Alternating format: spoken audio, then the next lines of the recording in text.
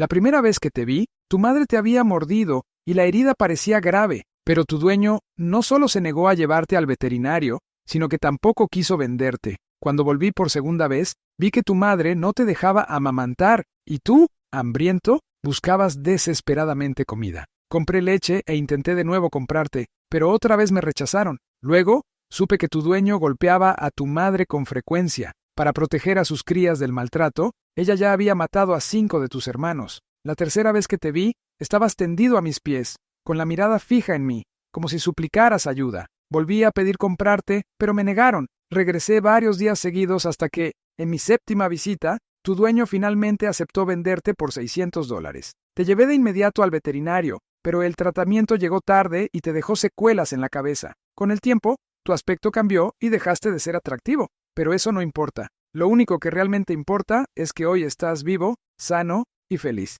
Ninsho.